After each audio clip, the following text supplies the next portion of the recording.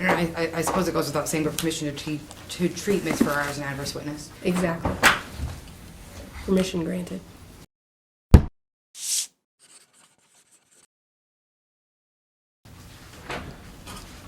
Step in, stay standing, raise your right hand, face the clerk.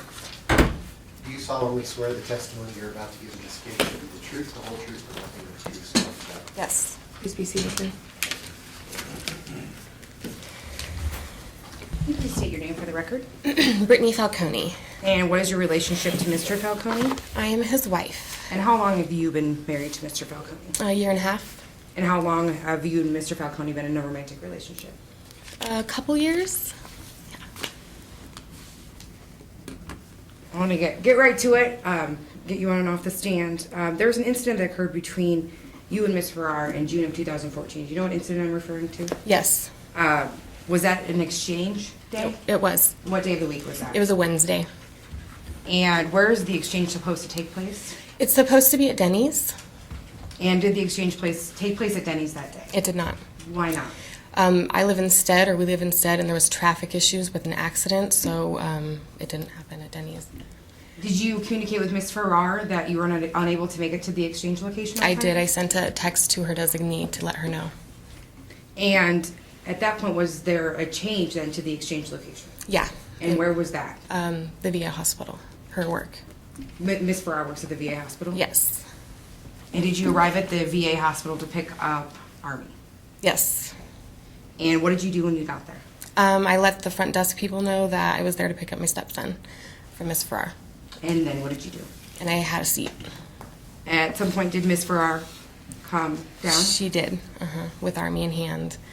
And then she just took him outside of the building. Can you describe how she was interacting with Army when you observed She her was walking? dragging him. He was trying to talk to me, and she just took him outside. So she walked past you and walked She outside? did. Mm-hmm. Did you follow Ms. Farrar outside? I did. And what happened when you were outside? As soon as I got out there, she just started yelling at me not to ever page her again at work. And I told her I didn't page her. Well, I didn't specifically ask the people to page her. I just let them know I was there. If they paged her, they paged her. I didn't ask them to. But in the future, I said if I couldn't get a hold of her, I would have anyway. I mean, so... Could you describe her tone of voice? Yeah, she was yelling at me. And where was Army? She was holding his hand still. And did you at any point make any physical contact with Ms. Farrar? Absolutely not. So what did you do when she was screaming at you? For a while, I just stood there. I was kind of shocked. And then, actually, I didn't say anything. She started yelling at me. She repeated the sentence probably 3 times, and I told her, well, I didn't ask them to page you, but in the future, if I need to get a hold of you, I would. And she continued to say the same thing. She never changed her sentence. She never went from that line. And I just stood there. I wasn't going to fight with her. So at some point when I was ready I wanted to get out of there. To initiate the exchange, I just went to reach for Army's hand, extending my hand, hoping she would let go of him so we could go. That's the only reason I was there, not to fight. And she didn't. She yanked him back. She said something along the lines of, "You're not his mother," or "He's not your son. Don't touch me or my son." So what did you do then after she yanked Army's arm? I turned to leave automatically. There was too much going on in front of him already. She just wanted to yell at me. She didn't want me to get Army and leave. So you intended to disengage and just walk away and Absolutely. deal with the exchange at a later time? Yes. Okay. And then what happened? Where did Army go? By the time I hit my car, he had run to catch up with me, so she let go of his hand. Can you describe Army's state at that point? He was upset. He was visibly upset. He had tears in his eyes. He didn't say much, but he was upset. And this was just this past June of 2014? Yes. How often do you participate in the exchanges? Rarely. And if I do, I'm usually just with my husband. Did you participate in the exchange that occurred yesterday? Yes. And normally, Monday is Ms. Farrar's custodial day. Why would you be picking up Army on a Monday? We had claimed him for vacation, a vacation day.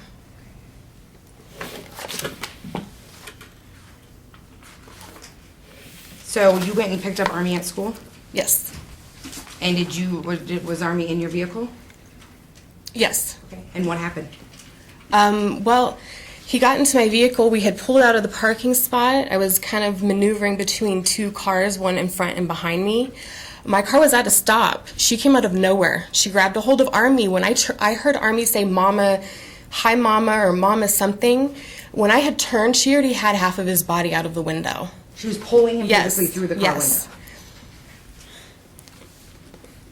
And this happened yesterday. Yes. Go ahead. I just panicked. I completely panicked. Threw the car in park because I was seconds away from leaving. I wasn't in a parking spot. I was gonna move, but I wasn't at the time. Thank God. Have you ever been present at the midnight exchanges?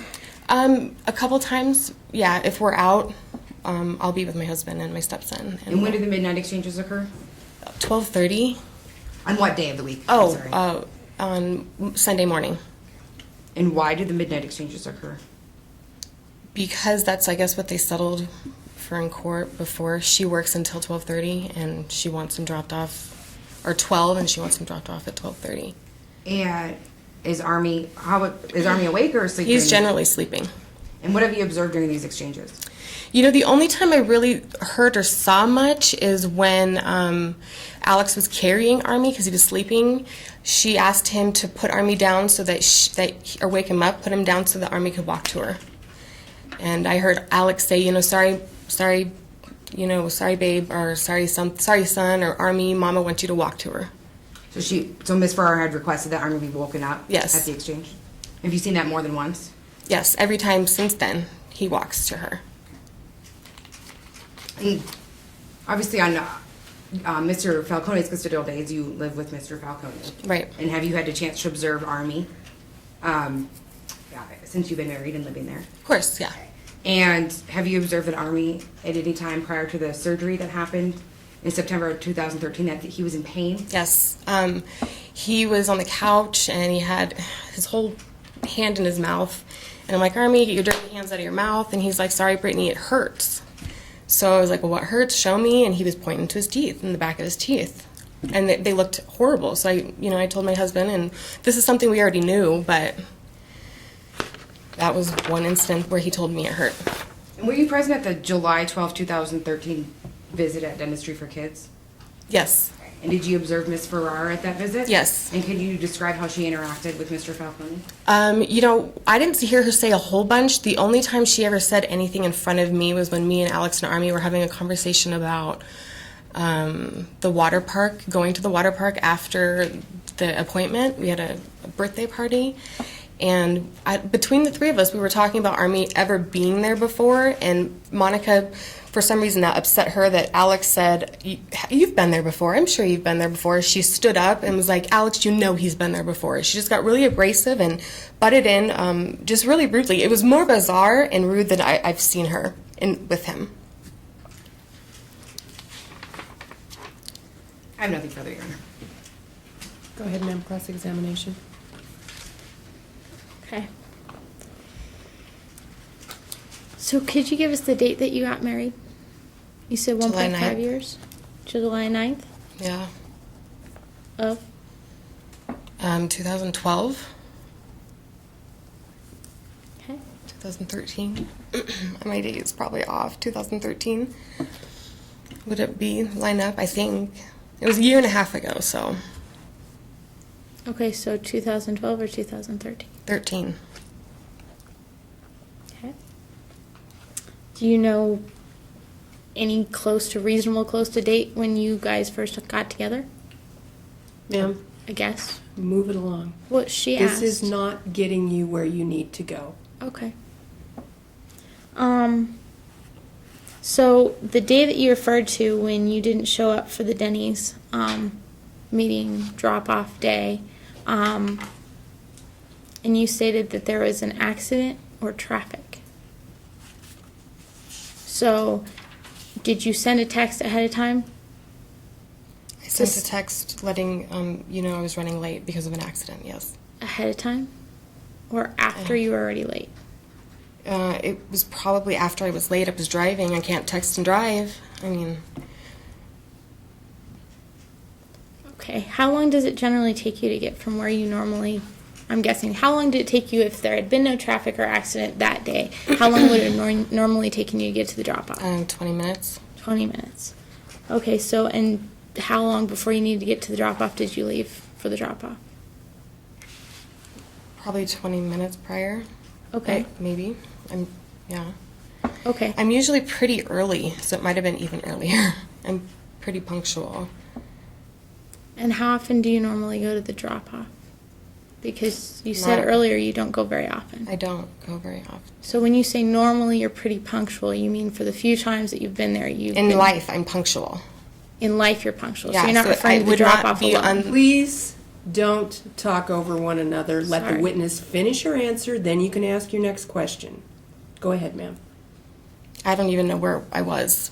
What was the question? So here my ex is doing the same thing that she did to the dentist, and it's the same thing that she's going to do to me too. She is attacking the witness's credibility. Within reason, you can do this, but you need to do this in a decisive way. My ex has got this idea, again, she did this with Dr. Molina, and she's going to do this a lot more with me when I'm on the stand. She has this idea in her head that if she can just draw your attention to a bunch of details that aren't relevant, that you're going to trip up or get confused and you're not going to know what's going on, and then you're going to sound like an unstable or an unreliable witness. But the judge only is going to think that if the questions you are asking are straightforward, reasonable, and relevant. If you're asking a bunch of crazy, nonsensical questions, the judge is going to think you're just confusing the witness. The judge isn't going to think, oh, something's wrong with this witness. The judge is going to think, oh, this lady's confusing the witness again. So you really have to focus on the actual issues in the courtroom, much more so than trying to prove that your opponent or this particular witness is a liar. I've talked about this in the video. I already mentioned it last time, but the video is titled Overcoming Lies, Moving Forward. Another good video on the topic is Facts versus Lies. And I explain that if you're going to build your entire case on showing the court that your opponent is a liar, you are most likely going to lose. My ex needs to focus on, number one, the dental neglect. Number two, the issue of waking my son up so that he could walk to her. Number three, the fight at the actual...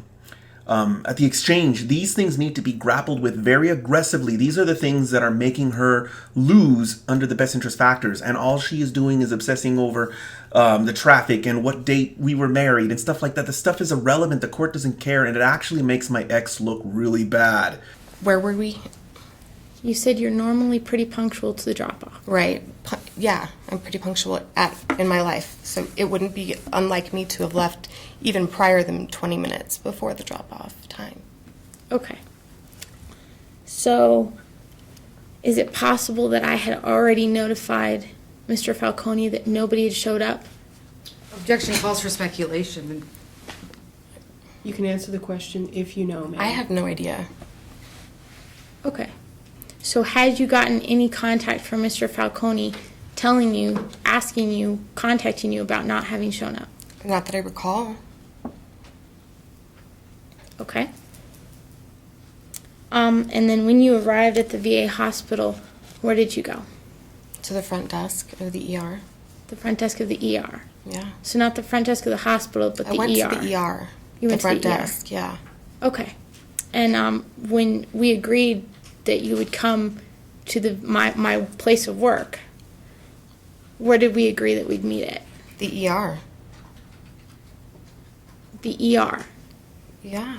The entrance to the ER. Okay, so you don't remember exactly what my text message said. That's what I recall it saying. Okay, again, so this is totally not helping my ex's case.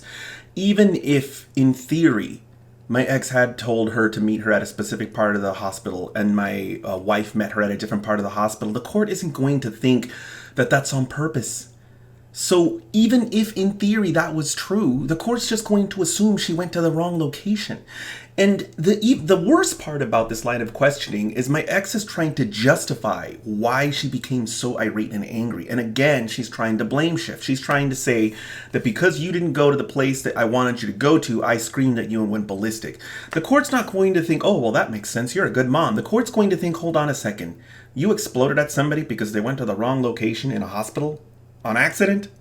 Okay, so you don't remember us agreeing to meeting in the parking lot of the ER? Objection assumes facts not in the evidence. She's testifying. Well, she's asking questions. I'm going to go ahead and permit it. So the court is actually helping us out when she made that statement. She said, well, she's just asking questions. What she means by that is the court's not going to consider her question as testimony. In other words, my ex insinuating through her question that they were going to meet outside because she told my wife that is going to be rejected by the court. It's not going to be entered into evidence. My ex needs to testify to that fact on the stand. She cannot insert that into evidence through her line of questioning. When she is questioning my wife, she's acting in her capacity as an attorney, and the what is it called? There's a quote by the Supreme Court of Nevada. Arguments of counsel are not evidence, nor do they establish facts, and the same goes for questioning.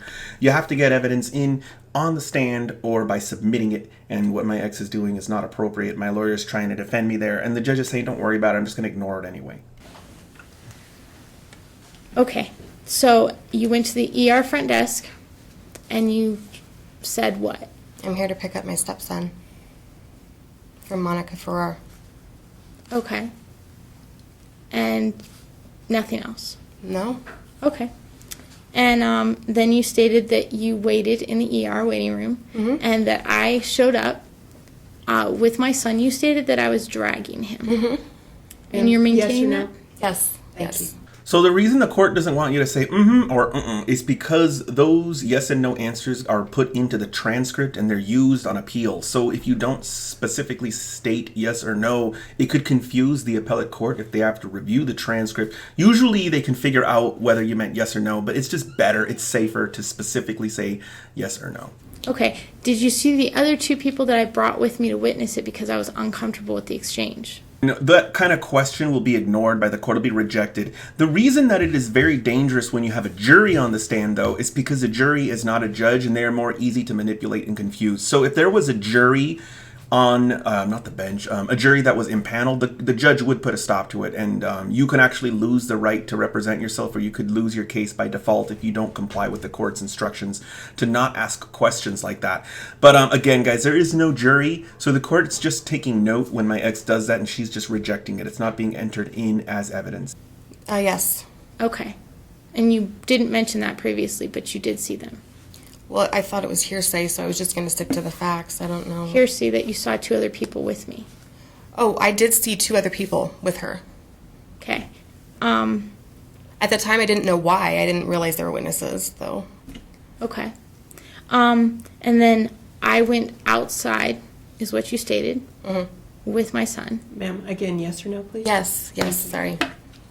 And you followed us. Right. And then you stated that, first you stated that I was yelling and you were responding. And then you stated that you weren't responding at all, that you just stood there and said nothing. So again, guys, this has not impressed the court. Again, you see this kind of stuff in movies and you think that this is actually what works, but it doesn't. The courts know that even if you did, in fact, make two separate statements, it doesn't mean you're a liar. People are under pressure in court on the stand all the time.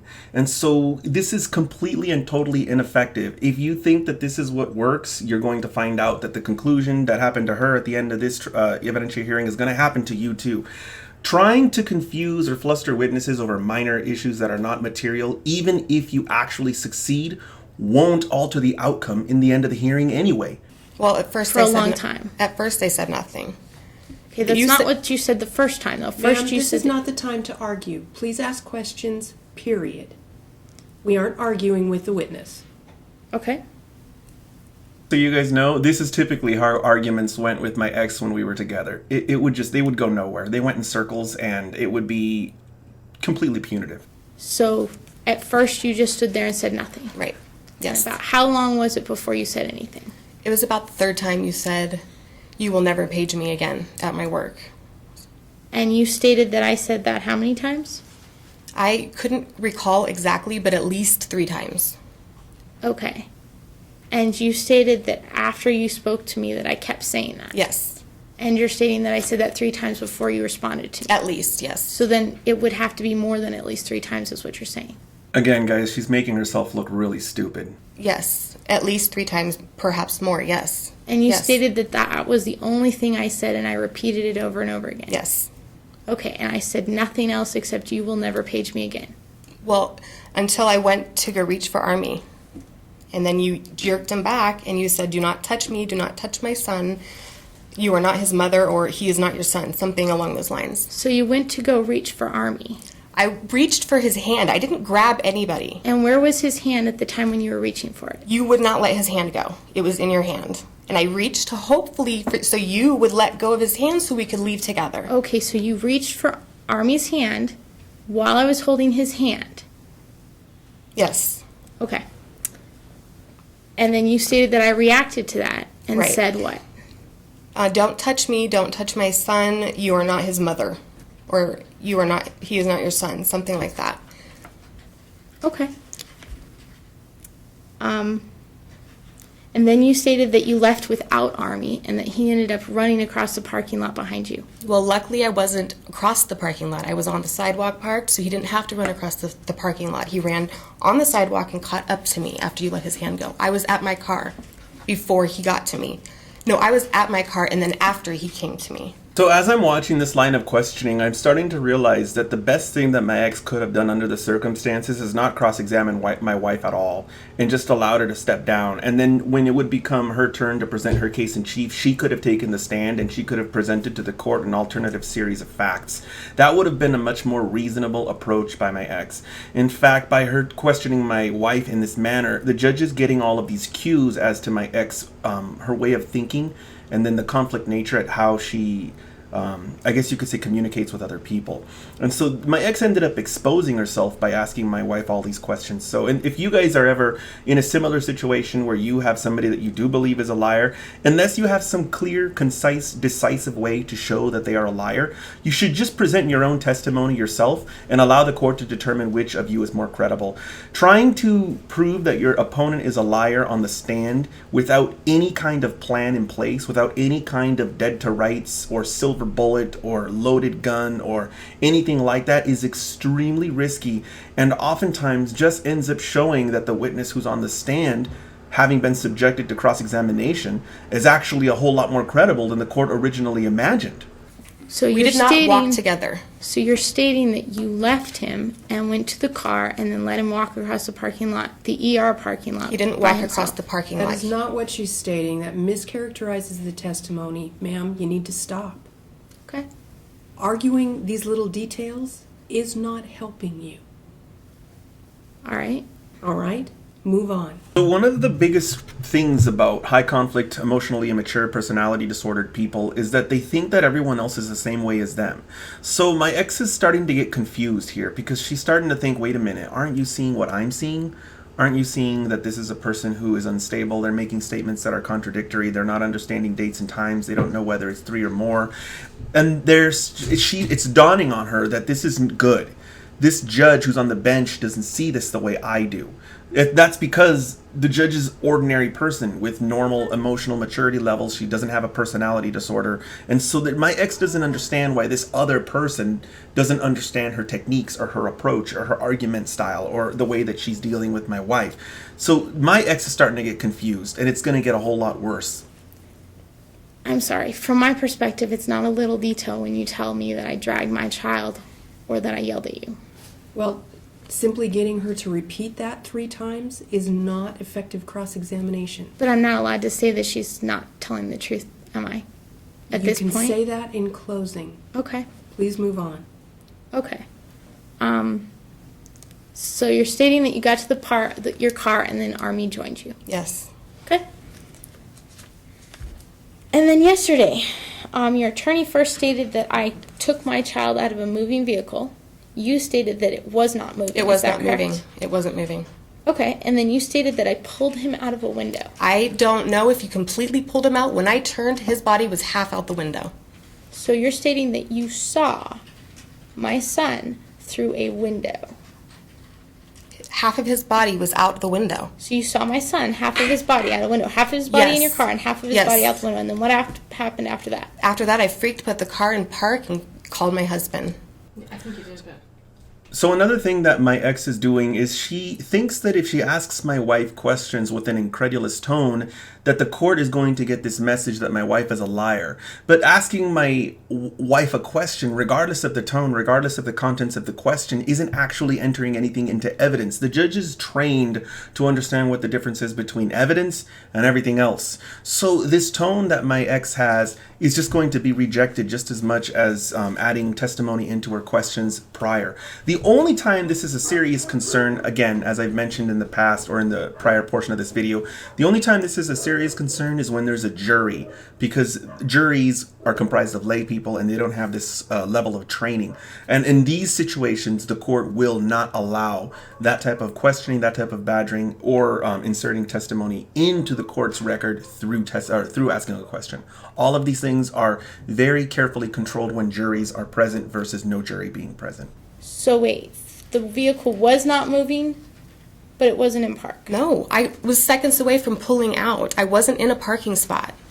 So what's the normal procedure when you go to pick him up? You park.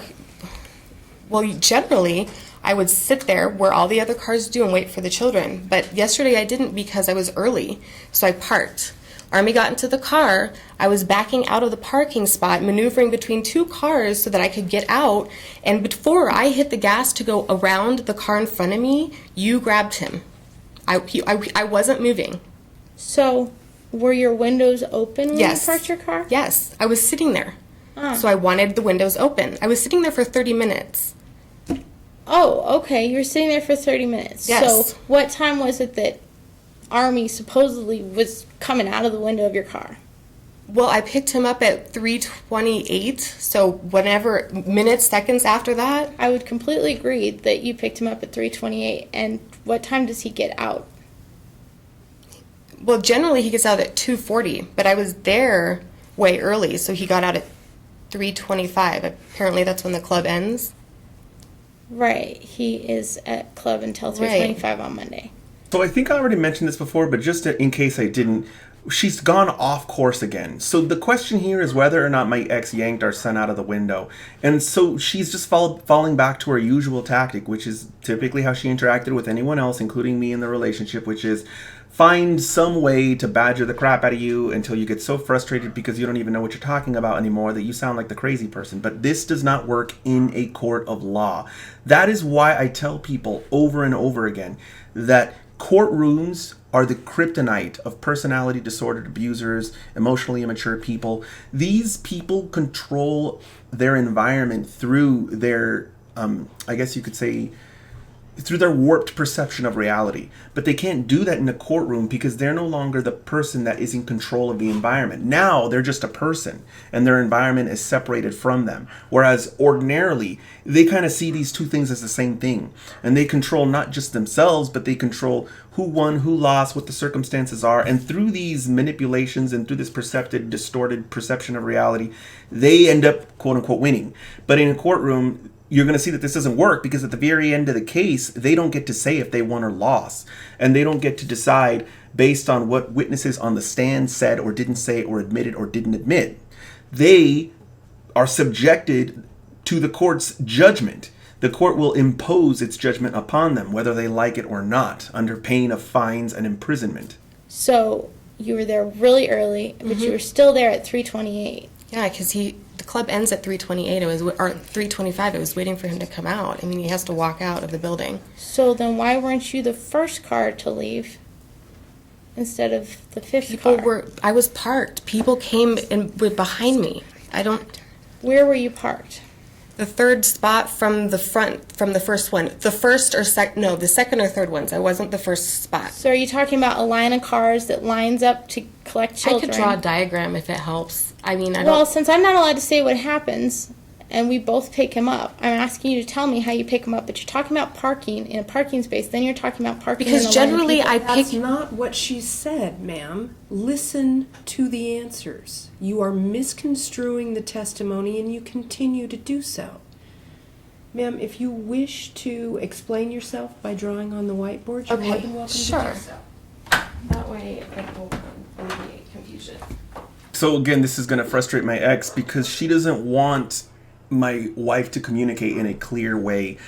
that is just going to make her case even worse. This is just taking me back to what I said earlier, which it would be better to just have my wife step down. The longer my wife is on the stand, the more reasonable, sensible, and credible my wife sounds. And after she actually goes and draws the diagram, all it really does is cement the credibility of my wife over my ex. It would have been a much better strategy for her to just let her step down from the stand. I think that there is a part of my ex that is sadistic here and thinks that she's going to somehow exact some level of pain or suffering on my wife, like she ordinarily might be able to do, similar to what she did at the exchange at the hospital. But she can't do that here because my wife is under the protection of the court. And so as my wife becomes flustered and badgered, the court intervenes to protect her. This is typically what a judge will do for any witness. The judges don't really care about these games that you see on TV. The judges just want to find out what the truth is. So when you play games like my ex is playing, the judge is going to step in, or they're just going to let you do what you're doing, and then at the very end they'll rule against you. I've seen some judges do that before, where they won't intervene at all, and you'll kind of think, oh, this person's winning, and then at the very end of the case, the court's going to say, based upon the testimony of the witnesses, you lose custody of your kid, bye, get out. There's different styles with different judges. This judge is a little bit more proactive and actually intervenes. So here's the fence. Hi guys, so Alex noticed that the court video didn't catch me drawing on the marker board, so I went ahead and drew a picture for you and he's just going to edit it in. Here is the cement playground. Here are parking spots. I was probably at least this one or this one. Generally, parents, if they show up on time, will park here and just kind of wait with their cars and idle and park and whatnot. This is the go lane. You can't stop. When I was parked here way early, rolled my windows down, was waiting for Army, there was one car here, and then there was a car here at some point, but she moved. When I was slowly backing out, a car saw me and let me. So I was between these two cars. That's when it happened. So my car wasn't in park. Generally, I don't park, no, there, especially because you get blocked in, but I didn't worry about it. I didn't think there'd be a lot of traffic. So I just parked there until he was out, and that's it. That's the diagram. Where was he coming from, ma'am? Where's the school in your diagram? The school is down here, and he comes out of the building here. He walks down a big cement area. This is where the kids line up. There's a gate here watched by teachers, and that's kind of like where the kids come out. And there's usually escorts to the cars, not yesterday because there were a lot of kids. All right. Thank you. You're welcome. So you stated that you pulled out of the parking space and that someone let you into the row of waiting cars. Yes. And that you were oriented the same direction as all the rest of the waiting cars. Yes. And then what? I was checking my mirrors and to make sure there wasn't any traffic coming, so I was stopped and you came up and got Army. And I did that how? Well, I didn't see everything until I heard Army say, Mama, hi Mama, that's Mama. That's when I turned and saw you grab him out of the window, from the window. And then what happened? I don't know. I put the car in park. I was in shock. I was shaking. I called my husband. I didn't know what to do. I certainly wasn't going to fight with you. I was not going to cause a scene at the school. And nothing else happened? No. Okay, so the car door was never open. I never saw the car door open. And you never saw me reach into the car, for instance, and get his backpack? No. And you never saw me reach into the car, for instance, and get 2 pieces of paper that might have I been on didn't the see seat? any pieces of paper. No. Okay, and you never saw me reach in and get a big box of the stuff that you go door to door selling? I did not kids? see that. Okay, my ex does not realize just how badly she has screwed herself over with those questions. So through asking those questions, she is admitting to reaching into somebody else's car without permission. I don't know how she does not realize how insane that sounds. And in an effort to defend herself from this accusation of pulling a child through a window, she's being forced to admit that she's opened my wife's car door and removed things from the back seat. I am not sure what planet she lives on where that is something that any person would do under any circumstances. I just can't even picture myself ever No, I just can't. I just can't think of why I would ever open someone's car door. Like, that does not make her look better. That makes her look even crazier. Okay. So when Army got into your car, did he have a big box? I don't remember seeing a box in his hand. You don't remember seeing a big, gigantic cardboard box that's as big as him? I do not remember seeing a big, gigantic box in his hand. Or his backpack? I'm sure he had his backpack. Okay, and Yes. does he usually wear his backpack while he's in your car sitting in a seatbelt? He has occasionally, not every day. I have no idea if he had it on his back. I'm sorry, I did not pay attention to that detail. So when he was supposedly going through the window, did he have his backpack on? I could not tell you. I don't think he did. I honestly don't think he did. And then how does his backpack get out of the car after he does? So you guys have been hearing a lot of I don't knows from my wife. One of the best things that a good attorney will tell you is if you get asked a question that you don't know the answer to, just tell the court you don't know the answer. So my ex is under this faulty assumption that if my wife doesn't know all of these details, that the court's going to think she's a liar. But what my wife doesn't realize is the court's going to think it's totally reasonable for somebody who's freaking out to not remember all these details. Judges are used to witnesses who have been put through a trauma or who have been shocked or panicked, not remembering details or even remembering them incorrectly. So my ex is completely on the wrong trail again, thinking that if she just trips my wife up because she doesn't understand the details or the circumstances as to how our child was pulled out of the window, that she's going to just be disbelieved. But that's not going to happen at all. In fact, to be quite honest with you guys, it probably made her sound even more believable. I would assume somebody grabbed it. I don't know. I didn't see it. I can't say for So sure. somebody possibly grabbed his backpack. Yes. While you were sitting there in park calling your husband. Yes. And you never saw me or spoke to me. No, you didn't say anything to me. Oh, okay. So I never asked you why you were picking him up on my day. No, you did not. And you didn't say a word to me. No, I'm not going to fight with you. Why didn't you ask me what I was doing? Because You could actually, I kind of like half laughed from behind my table when my ex asked, why wouldn't you ask me what I was doing?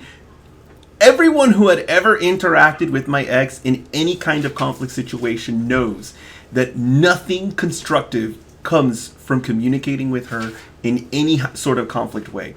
You just don't do it. And so she's got this crazy idea that since you didn't confront me, you're not telling the truth. Just because that's how you treat other human beings doesn't mean that you have the right to expect other people to treat you that same horrible way. it would go nowhere. Why didn't you say we I'm have not going to vacation cause a days today? scene. I know how you act, and I'm not going to cause a scene at the school. It is better for me to keep my mouth shut, let you do what you do, and call my husband or call the authorities or do whatever is. I'm not going to fight.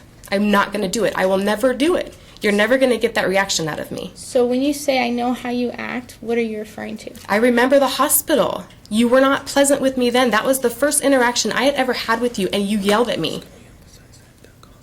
Okay, so you're still maintaining that I yelled at you. And how many other interactions have you had with me? None. That So was you've the had first. two. Yes. One yesterday and one at the hospital. Yes. Okay. So you know how I act based on one incident. That's the only thing I have to go on, and what you do and the way that you communicate with Alex. It's very unreasonable, and I'm not going to get sucked into it. I'm not going to do it. Okay, so you maintain you said nothing yesterday. I didn't. Okay. And Army got out of your car through the window? He was being pulled out of the car. When I turned around, that's what I saw. That is what I saw. Uh-huh. I put the car in park. But you saw him get pulled out of the window, but you didn't see his backpack leave or the box. Got it. Asked and answered.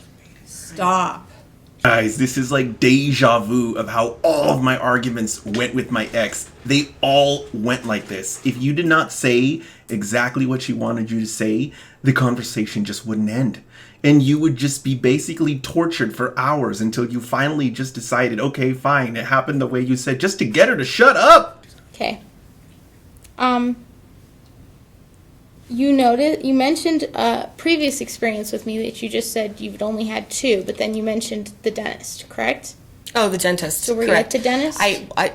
I'll specify the only independent interactions. With the dentist, I was with Alex, so yes, that is a third. But any independent interaction that I've had with you has not been cordial or pleasant. So how many times have you picked Army up from the drop-off from me or dropped him off without Alex? Less than 5, probably twice, 3 times. It's not very clear. And would you characterize those as independent interactions because you were alone? Yes. And did anything happen at those interactions that was worth you remembering? The only one actually that I remember just being without Alex was this last one where I had to go because we couldn't find a designee to pick him up. There was no conflict. You didn't talk, so that was nice actually.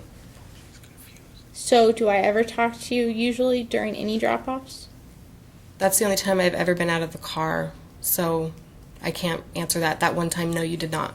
So all the other times you've been to the drop-off, you never got out of the car? No, generally Alex does. So you're now saying that you've only been to one drop-off with me? Besides the hospital and yesterday? I've been to drop-offs with my husband. Right, but But by yourself? by myself, I can only recall the one the other day, yes. Okay.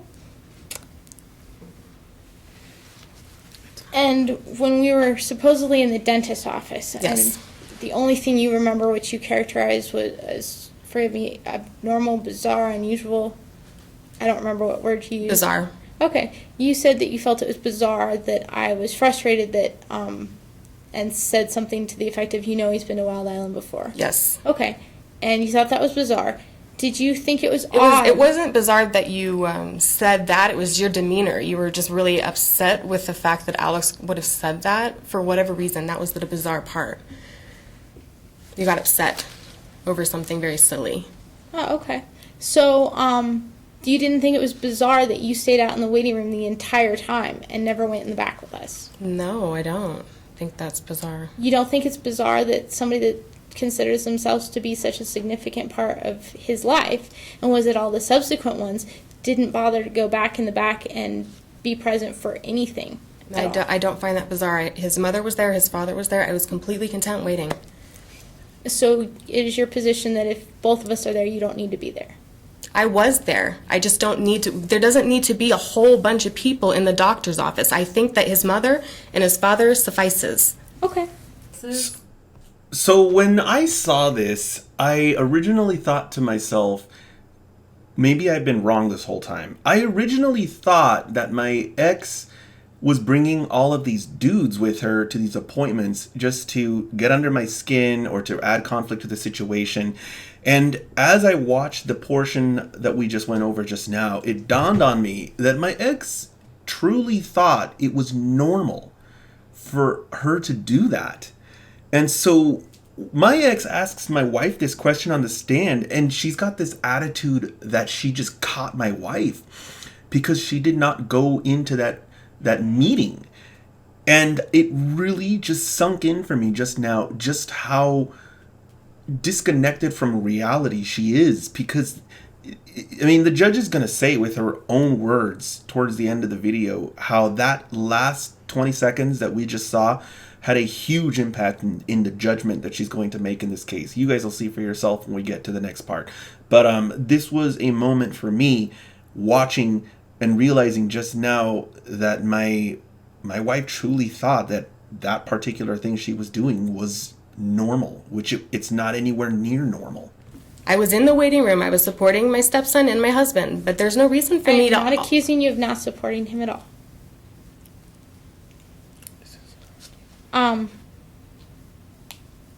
So, you mentioned me asking Alex to put Army down.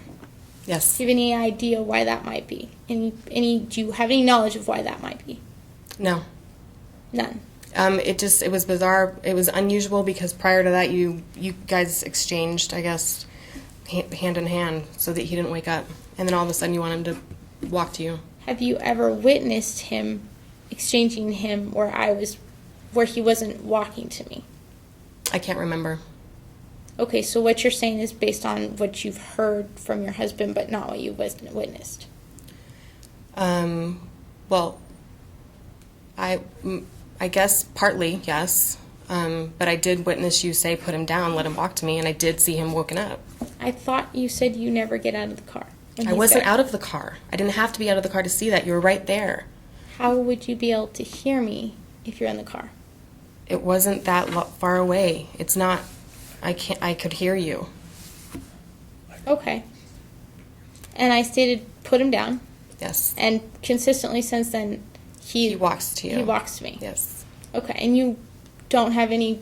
You've never asked him I do not why know he why thinks I that do day you chose to have him walk to you. No. So this is like the third rail, and my ex is spending a lot of time on it. I say it's the third rail because the judge is going to be livid that the child is being exchanged at midnight. And my ex is so focused on the fact that my wife heard something through the car door, or the window was probably open, I don't even care, that she's not even paying attention to just how bad it sounds that our son is being exchanged at midnight in the first place. The last thing that she should want this judge to hear is this child going through these exchanges at midnight over and over again. The court isn't going to care about any of the details. The court is going to say, who is the one that wants this, and how do I destroy them? Or why I continue to. No. Okay. And you mentioned that. Do you know how long ago that was? Any I speculation? really don't. A year, 2 years, I have 3 no years? idea. I'm sorry. No clue. No, I do not. I'm sorry. Would you be able to say it was longer than 6 months ago? Objection calls for speculation and asked and answered. Sustained and sustained. Okay. You mentioned that Army was in pain. Yes. Do you know when that was? I was prior to the surgery. I do know that. So it was prior to September. Okay. But he seemed to be in pain a lot. That's just the only time I can recollect him specifically pointing to the teeth, or the teeth, and saying, this hurts. That's why my finger's in my mouth. I'm sorry. Okay, and do you usually refer to him as having dirty hands? Do you generally speak in Well, that manner? children tend to, yeah. I mean, you generally say I have that. I have to remind him to wash his hands. Right. But you stated that you told him, get your dirty hands out of your mouth. Is that generally how you talk? That's No, what you said. I wasn't. That's not exactly how I toned my voice to him. I don't speak to him that way. But his hands are dirty. I'm like, Army, babe, get your hands out of your mouth. They're dirty. He's like, sorry, Brittany, this hurts. That's what happened. Okay.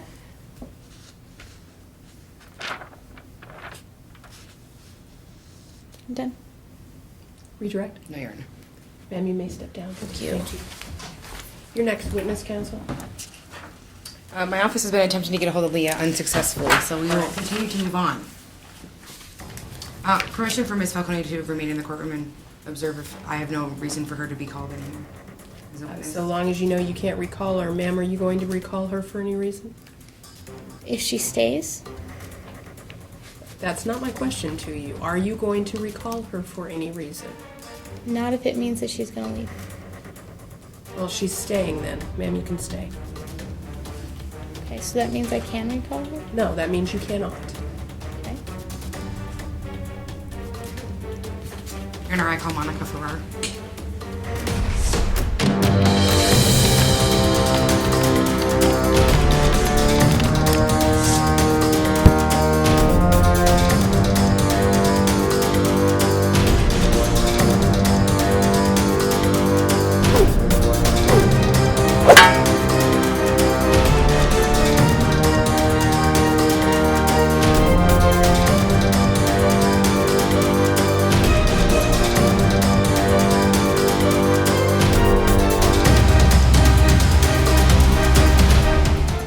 Ma'am, I am going to ask you to come up because that's where we've got the exhibits. Is it okay if I bring my stuff with me? Yeah.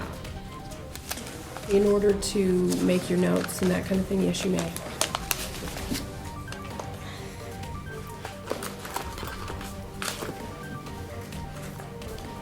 I'm going to ask you not to reference anything but make your notes. You can't bring anything else with you. If it's something she's asking me about, is that okay? No, ma'am. We'll deal with it then. Okay.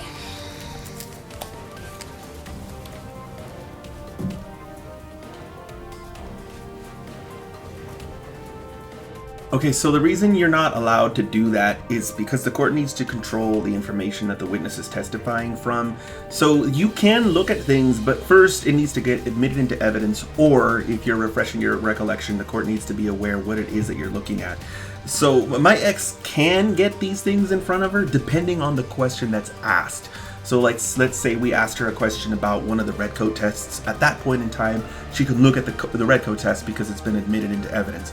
Or if she is asked like about a specific date or time and she needs to look at her notes that she wrote in a journal. So she can't take her stuff up there to just have in the general sense, but depending on the question that's asked, she can take a look at things. That's what I think that's what the judge was trying to convey, but she may have not conveyed that clearly enough for the audience. I suppose it goes without saying, but permission to treat Ms. Farrar as an adverse witness. Exactly. Permission granted.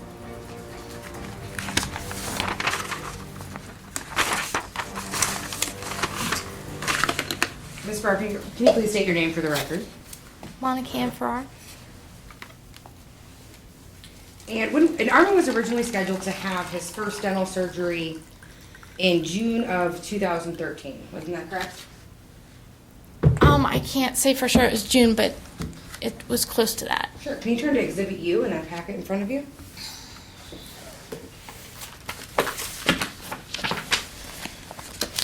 If you notice, there's little numbers at the bottom. We call those Bates numbers. And can you turn to P81? Actually, let's do this first. Can you look through Exhibit U in its entirety and tell me what it is? Can you clarify that question? Would you agree that these are emails between you and Mr. Falcone contained in Exhibit U? I believe that they are parts of emails in rather long conversations, and they're not entirely complete, but yes, they look like plenty of emails between us. All right. And they look like fair and accurate copies of the emails that are included in the exhibit. I understand it's not every email that you've ever written between each other, but of the emails included, they look like fair and accurate copies of those emails. Well, it looks like parts of email strings. So it looks like the parts that are here look accurate. Perfect. I'd offer Exhibit U at this time, Your Honor. Any objection, ma'am? No. Exhibit U is admitted. So on P81, I see you sent an email on June 17, 2013, saying the surgery stuff will be next week on Wednesday. Is that what that email states? Mm-hmm. So you had originally scheduled the email for Army with Smile Shop. Isn't that correct? Yes. Okay. That was because his original dentist had passed away.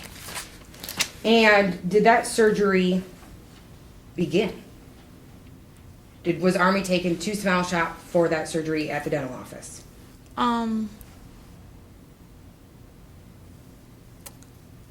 He had a bunch of work to be done. I'm not sure I would have called it surgery. I'm not an expert, but he had work to be done at the office, and we went to the office to have the work done. And you entered the space where Army was having the work done, right? You walked in there? We were brought back, and they told us to wait. It's a long hallway, and then there's a section where they have chairs and they do consultations where we'd been the week before. And then they have another section where they have chairs, but I think they do the procedures there. And right next to that is a bench with a clear window and some video games and movies if you have other kids, or if you're... We had sat there many times before with Army, waiting for stuff. And yes, we went back there. And Army was in the room with the doctor, correct? Well, it's not a separate room. It's one big room with all the chairs and then this bench with the video screen. You're not answering my questions. Let me ask you this way. Did you not at one point enter the area where Army was and asked to leave by the dental staff? No. You were never asked We to leave were by the all dental back staff? there. You didn't walk up to Army and hold his hand, Yes, absolutely. and you were asked to leave by the dental staff? No, I wasn't. Your testimony is you were not asked to leave by the dental staff? No. Twice. They didn't ask you to leave. No. Wasn't it? The procedure was stopped, wasn't it? Yes. He was screaming when I went... I was sitting at When the you went bench. where? When I got off the bench and went and held his hand, he was screaming. And they ended the procedure. Yes.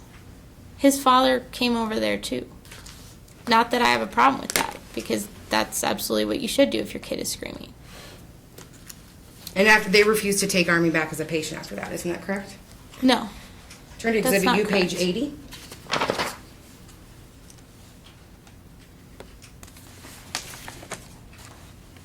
I see an email you sent on Wednesday, June 26, 2013, and in there I see you say, I talked to the dentist's office and they refused to try with him again. Did you write that email? They refused to Did you try write it that in the email? office, not Or to would you not please take instruct him the back. witness to answer my questions? Ma'am, listen to the question and answer the question.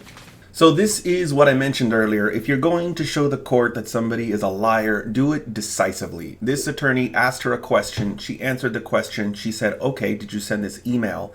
And then my ex tried to backpedal or explain herself away. That's the way you do something like that. You don't play the game of 20 questions and look at 13 different details nobody knows the answer to. You go, did you say this? Yes or no? They answer your question. Did you send this email? Yes or no?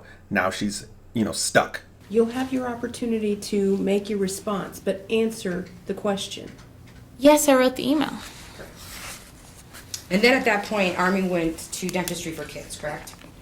No, at that point, we talked to them some more, and I came back to the office and spoke to them and talked over the phone, and then I told Mr. Falcone that I didn't want to take him back there and we needed to find a new dentist. And so he went to Dentistry for Kids. He found Dentistry for Kids, that's correct. And you attended the doctor's visit on July 12, 2013. If that was the first one, then yes. And while you were at the visit, you signed a consent form for Army surgery, isn't that correct? Yes, it is. And turned to Exhibit W. Would you give me a second, please? Okay. And is that the consent form that you signed in Yes, Exhibit ma'am, W? it is. And on the next page of Exhibit W, is that also your signature? And the health and physical agreement for hospital? Yes, it is. And on the last page, hospital scheduling policy agreement, is that your signature? Yes, it is. I'd offer Exhibit W at this time. Any objection, ma'am? No. Exhibit W is admitted. And wasn't it true that at that time, Army surgery was scheduled for September 20th? No, it was not at that time scheduled for any date.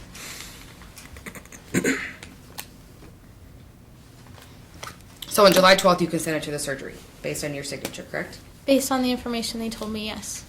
Based on the conversation we had. Yeah, then all of a sudden, let's actually look in Exhibit B.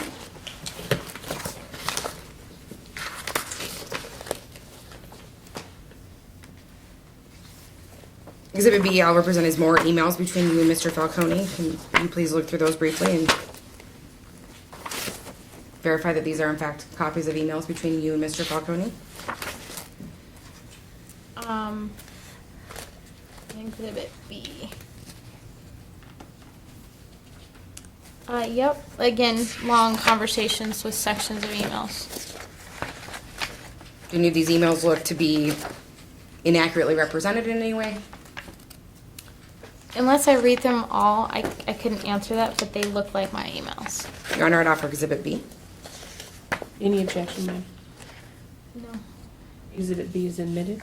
Page P10, you emailed on September 16, 2013. I'm looking kind of in the middle of the page. I don't agree to this surgery. I don't agree to the anesthesia. And since my insurance won't pay for it, I'm not required to pay for it. Did you write that email?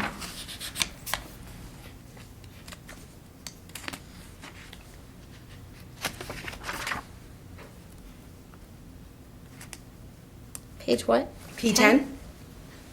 Yes, I wrote this email. And this was sent on September 16, 2013. Yes, it was. So 4 days before his surgery. September 16th would have been 4 days before his surgery on September 20th. Yes, but it wasn't the first time I wrote an email saying exactly the same thing. So this was a trap that the attorney laid. So my attorney obviously would have known that my ex would have said this a number of times, but it's really important to get my ex to admit, not necessarily to the fact that she sent me an email 4 days prior, but just to get her admit to the fact that she initially agreed to the surgery and then she reneged on that deal. So my ex at this point thinks that this attorney is trying to paint her into a corner as a bad parent because she waited until 4 days from the surgery to change her mind. It does two things to my ex. The first thing, it makes her think, okay, well, this means I am allowed to change my mind. I just have to make sure the court knows that I did it sooner. And then the second thing is it's going to trigger the defense mechanism in my ex to say, no, I sent one sooner. The lawyer doesn't care when she sent it, whether it's 4 days or 10 days or 2 weeks or 2 months. All the lawyer needs to do is show the court that she agreed to it, and my ex has just admitted to agreeing to it. On the next page in the email, you say P11, towards the end of your email, kind of in the middle of the page. He is not complaining of any pain in his mouth. Was that your position, that he wasn't in any pain, so he didn't need the surgery? No, that was not my position. But you wrote that in this email, that he is not in any pain. He is not complaining of any pain in his mouth. That's I what you never wrote. said he didn't need the surgery. You never said he didn't need the surgery. That's your testimony? Turn to page P13.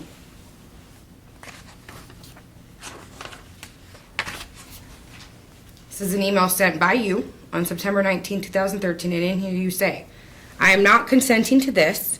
I cannot pay for this. It isn't medically necessary. Did you write that email? Yes. Okay, so this is another trap. My ex does not understand that these games don't work in court. So my ex doesn't see herself as a liar because her position is that the insurance doesn't think that it's necessary. And if you look very carefully at her emails, she states things like, it's not medically necessary, I don't agree to it, but she skirts around certain things. Like, she doesn't specifically say, I, as a mother or as a person, don't think that he needs it. Anyone who reads those is going to assume that that's what you actually mean. And so she exploits the sort of natural tendencies of people. She uses that as a weapon against people. But she doesn't realize she isn't in control of this environment. The court is in control of this environment. So while this may work under her ordinary sort of way of thinking and acting in life with anyone else that she interacts with, this is not going to work in a courtroom because a different person, in this case the district judge, is in control of the outcome, not her. Again, guys, the courtroom is the kryptonite of the personality disordered abuser. It's the kryptonite of the high conflict ex. It's the kryptonite of the emotionally immature parent. So is your position that it wasn't medically necessary? It was my position that my insurance had said it wasn't medically necessary, which is what they told me. And as much as I wanted him to have it, I couldn't afford it if my insurance wasn't going to cover it. But I did want him to have it, and I'm not going to lie, I was thrilled that Mr. Falcone paid for it. I was thrilled that it happened. I was thrilled that Dr. Molina did such a great job. Doesn't change the fact that I couldn't pay for it at that time. So you objected to it because you didn't want to pay for it, not because you didn't think it was necessary. Over and over again, guys, you don't cause the abuser's mask to slip. You don't make them reveal their true self, like they're going to get angry on the stand or say things. All you do is expose contradictions, and there's so many different ways to do this. If you watch the video Facts versus Lies, you'll see more of what I'm talking about. But this lawyer is basically maneuvering my ex into a position where she just can't win. And it's not my ex's fault that she's being outmaneuvered. It's my ex who's put her into she's put herself into unwinnable positions. My ex thinks, okay, I'm being confronted right now for having done this particular thing. All I have to do is displace myself to this other position and I'll be okay. But what my ex doesn't seem to understand is that the position she's maneuvering into still destroys her. It's one of those things that these sorts of people don't really think that far ahead. They don't think their actions through. And so they only seem to understand things in a one-dimensional way. And so this is basically my ex saying, no, I did want him to get the surgery, which, by the way, guys, none of her actions actually support that she actually wanted it to get done. You can look at a myriad of the emails that she sent that indicates that, you know, if she really wanted the surgery to occur, she could have done certain things to make it occur. But none of that is really relevant. All the attorney needs to do is find out where my ex intends to move to dodge a specific attack, and the position that she has moved to shows that she just doesn't want him to get the surgery because she can't afford it or doesn't want to pay it. Now, this is another trap, because if my ex says she cannot afford the surgery, she is completely screwed because I made 1/3 of the amount of money she did and I paid for the surgery. So there's just no way for her to get out of what she's done, and it hasn't sunk in yet. I didn't object to it because I didn't want to pay for it. I objected to it because I had no money to pay for it.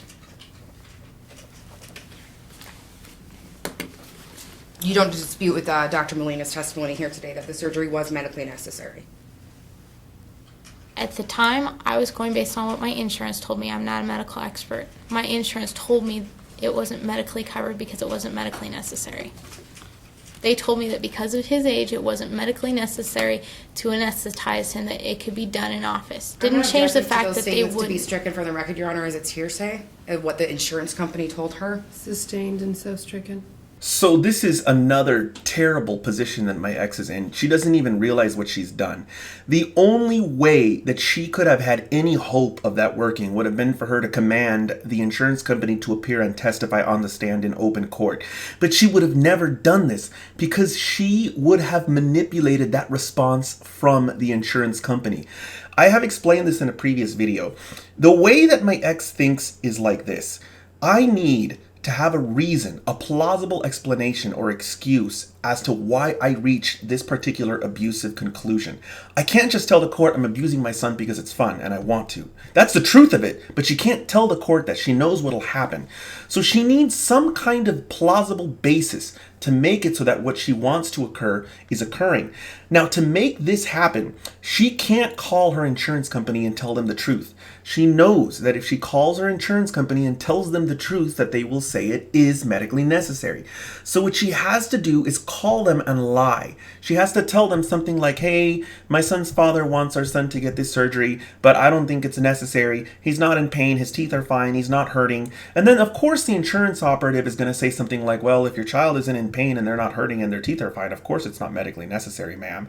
And so then she's going to hang up and think to herself, okay, I have exactly what I need now. The insurance company said it wasn't medically necessary.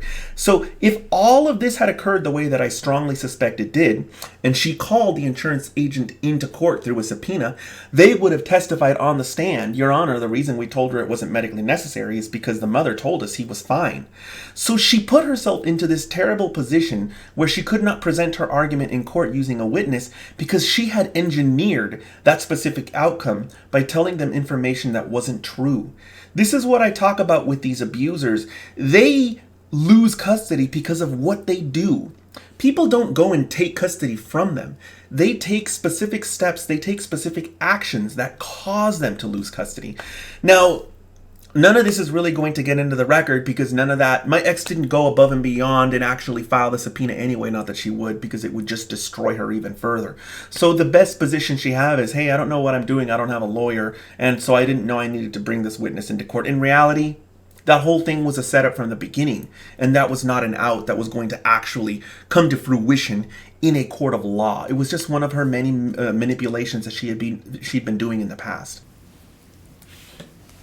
Do you have any evidence with you here today other than your hearsay testimony, which has been excluded, as to what the insurance company communicated to you in writing as to whether or not this procedure was required or medically necessary, in your words? Do you have any evidence here today Well, to it's been substantiate? stated by Mr. Falcone in the exhibits you've provided that because of his age, they wouldn't cover it. That they felt that he wasn't young enough to need to be under anesthesia. Didn't your insurance company pay money towards these surgeries? My medical insurance did not pay money towards any of the anesthesia, no. That wasn't my question. My question was, did your insurance pay any money towards these Which procedures? insurance? Any insurance. My dental insurance paid towards the dental procedures, but not at all towards the anesthesia.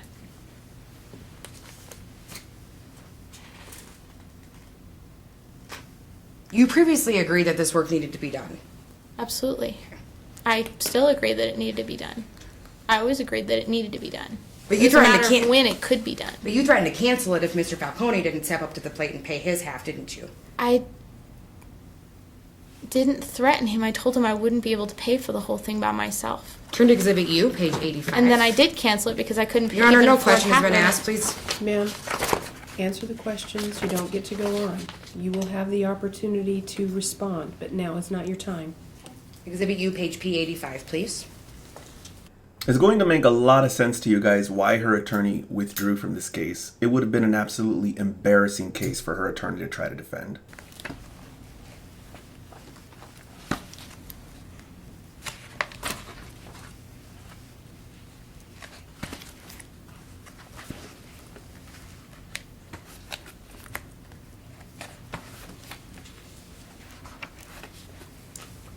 You email on at the top of that page on Wednesday, May 8, 2013. You have all of that. Stop harassing me. Either show up and pay your half or the work may not be able to be done. Did you send that email? Yes, I did. But as That the was- records established in September, you're not willing to pay your half, and you're not willing to consent to the surgery. As the evidence showed, you agree, you withdrew your consent for the surgery 4 days before. No, I don't agree with that. You don't agree that you withdrew your consent for the surgery 4 days before. No, I don't. Did you not email Mr. Falcone saying, I don't agree to the surgery? Absolutely, but I emailed him much further before that. But the basis why you didn't agree was because you couldn't afford it. That's correct. And you heard Dr. Mullen testify as to the severity of your son's teeth, correct? You were sitting here today. You heard that testimony? Yes. So what was your plan? You're not willing to pay for it. Your son's teeth are rotting.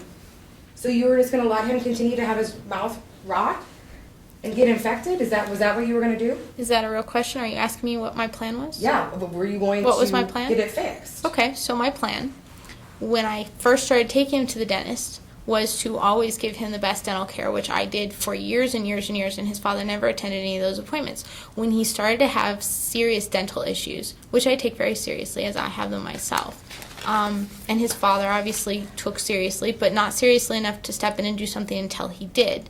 So as the court mentioned previously in our previous court case, we both waited too long, and I'm okay with admitting that we both waited too long. So guys, if you remember in the previous video, I warned you that if you tell the court that your child is suffering, the abuser is just going to tell the court, hey, it's true that our child is suffering, but it's his fault.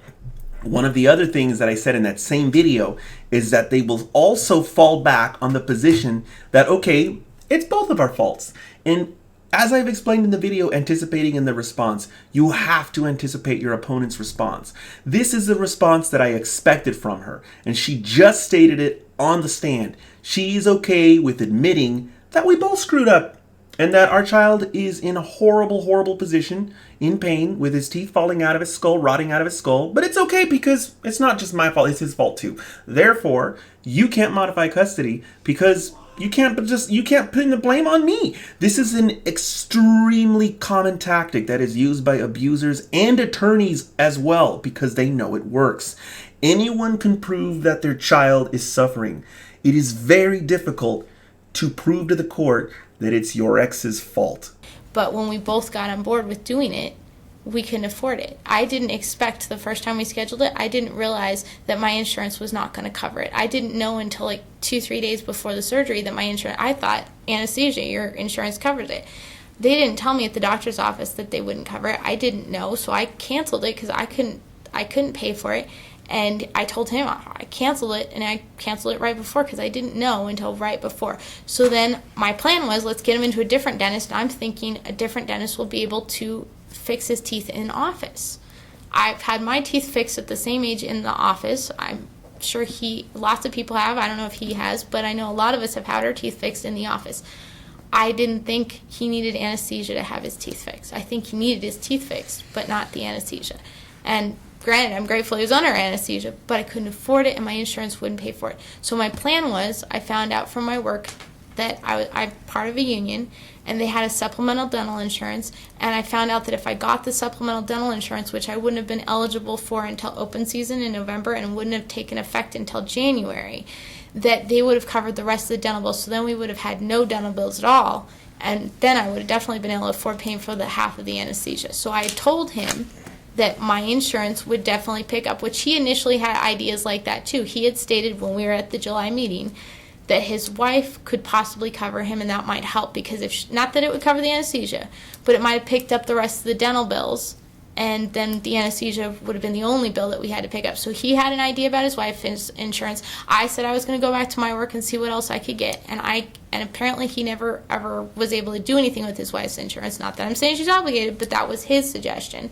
Mine was that I would go back to my work and find out, and I did. And my work said, oh, you can get this and this, and I said, I can get this and this, but not until November, and it won't take effect till January. So that was my plan. Do you have any evidence to substantiate your statement that you would have been able to get the supplemental dental insurance? I sent him emails, and I could easily pull it up online. You don't have that here today to show the court that what you're saying is accurate. It's in the stuff that you have that you filed with the court. Do Show you have him any in the documentation emails. from the insurance company to substantiate what you're testifying to today?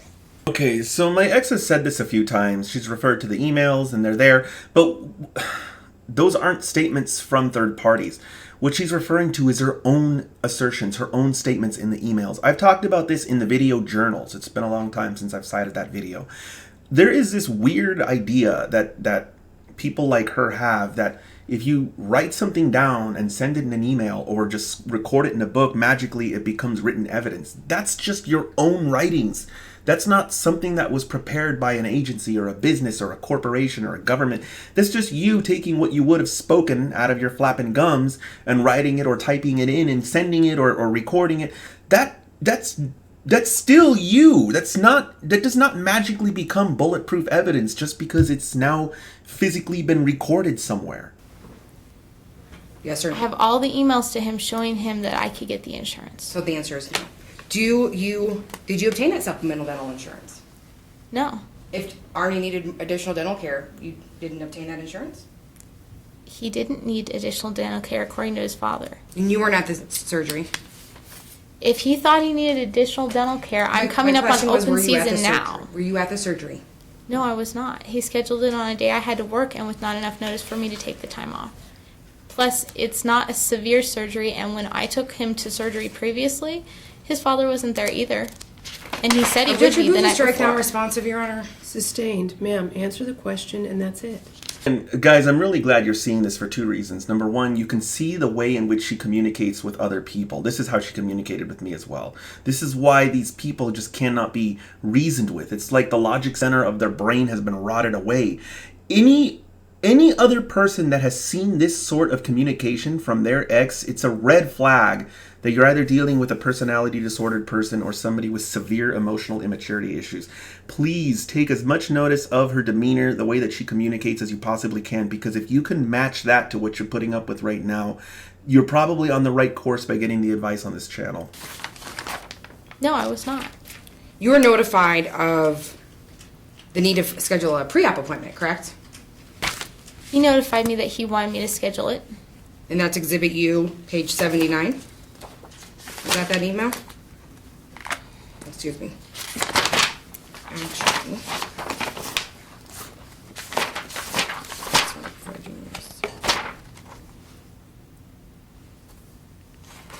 Page 79 is when he notified you of the appointment, correct? Yes, without the 14 days required notice, you're correct.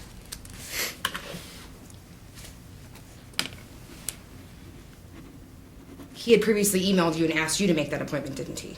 No, he didn't. He didn't email you and ask you to make that appointment. No, he didn't.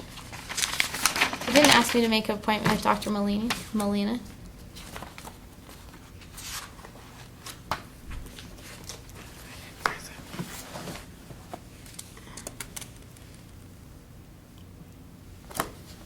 Your indulgences, Your Honor. Of course.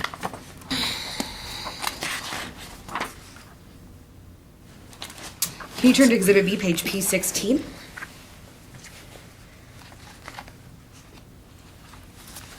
Okay? This is an email from Mr. Falcone to you dated August 28, 2013, correct? Yes, it is. And in it, he says, Monica, we have to schedule an appointment with Mackenzie for Army within a few days of the dental surgery. I have this sheet the doctor has to fill out to okay him for anesthesia. If you want to schedule the appointment, that would be great because with my school and work schedule and civil trial, things are going to be extremely busy this month. If you schedule the appointment, make sure it's not more than a few days before the surgery date. Did he send you that email? Yes, he did. So your testimony where you said he didn't communicate with you and ask you to schedule this appointment is not true. You asked me about U79, and U79, you asked me if he asked me to schedule that appointment, and no, he did not ask me to schedule the appointment in U79. I asked you if he had asked you to schedule showed the me pre-op you appointment. showed me- Do not argue. She gets to ask you a question, then you can answer it.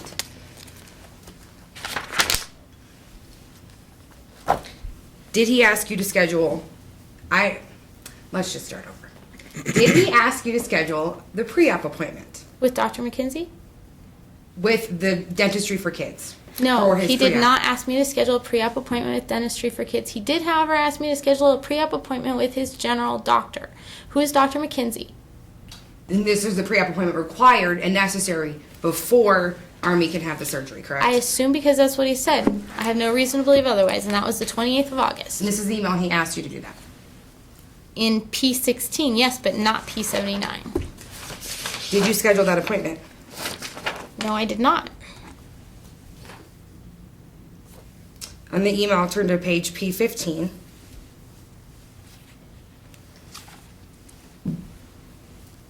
And this is the email where, this is an email from Mr. Falcone to you, correct?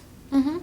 Dated September 12, 2013. Ma'am, is that a yes? Yes. Thank you. Yes. And he says, you haven't responded regarding Army's pre-op, so I scheduled it myself, correct? That's correct. And he notifies you that it's on Monday, the 16th at 1:50 p.m., correct? That's correct. But you didn't take Army to that pre-op appointment, did you? No, we already had a pre-scheduled meeting with his tutoring teacher, and his tutoring teacher had scheduled this appointment a couple weeks before, and it had taken me forever to get this appointment. And historically, he's always made a point that I can't schedule appointments on his days to have Army, and I never do. And he shouldn't be scheduling an appointment on my day to have Army without talking to me first and saying, hey, will this work with your schedule? And he did, and not only that, but he scheduled it in violation of the court order, which said that he has to give me 14 days notice, which if he had scheduled it on the 28th, he could have easily done.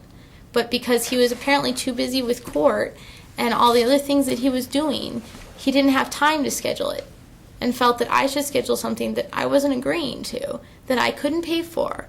So why would I take him to something that I'm already saying, no, this can't happen until January? Again, I mean, it's one trap after the next. She continues to defend herself, but she's moving herself into positions that are still losing positions. She just doesn't even realize it. So she thinks, hey, these things aren't happening the way that you're characterizing. They're actually happening this way over here. And in her head, she thinks that what she's maneuvering into is safe, but it's not. She's still lost. And that's because the court isn't going to want to hear parents who have a child with 5 crowns, 2 extractions, and 2 other teeth that are just going to on their own fall out, just finding all of these reasons why not to get something done. The court's going to expect a rational, loving parent to bend over backwards, to move heaven and earth to get something done. So she probably could have thought this through if she hadn't made all of the mistakes that she'd made, but now she's stuck. She's in court, she's on the stand, she's in the one place that she's vulnerable, and she's stuck. And she doesn't know how to get herself out of this situation because she's never been there before.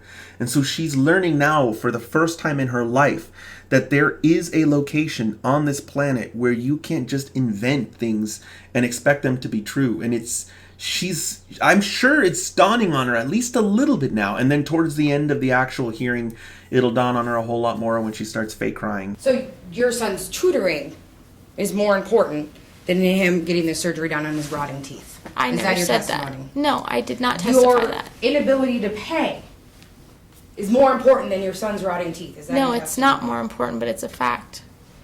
Whether or not Mr. Falcone gave you 14 days notice of this appointment, which is required before he can have the surgery, is more important than your son's rotting teeth. Is that your testimony? No, it is not, but it is a And isn't fact. it true that you went to the school and refused to allow Army to go to this appointment? I was already at the school for the appointment with his tutor. Isn't it true you told the school that you would hold them in contempt? No, it's if not they true. let Army go? No, that's not true. And I took my boss with me that day because I had a feeling he would pull something like that. And so my boss went with me, and my boss was present and knows exactly what I did and did not say. Mr. Falcone never came in the school. He never even walked into the school. So how would he know what I said at all? So our Army did not attend that September 16th pre-op appointment. No, he did not.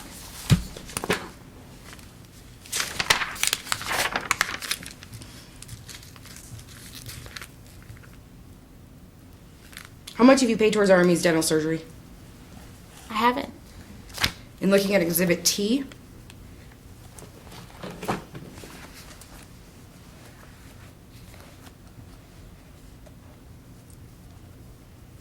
are these the notices that you received from Mr. Falcone as to what he had paid for Army's dental care? I don't know. I don't believe so. They're different from the ones that he originally put in the last filing. Okay, that's fine. He can testify as to them. How often do you brush your teeth? Every day. When's the last time you went to the dentist? It's been a couple years. I can't afford it.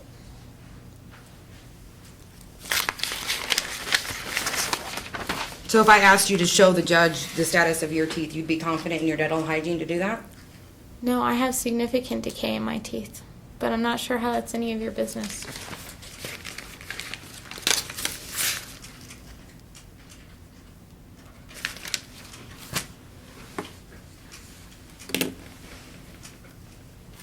Why wasn't Army in school last Tuesday and Wednesday? Because he was sick, and because they were half days. And how many times did he miss school last year while he was in your care? I couldn't tell you off the top of my head. Let's turn to Exhibit H.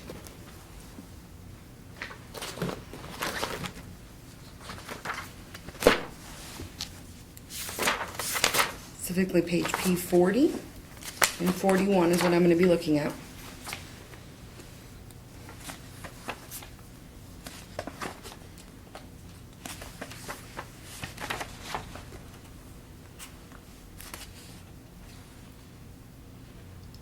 Are you there?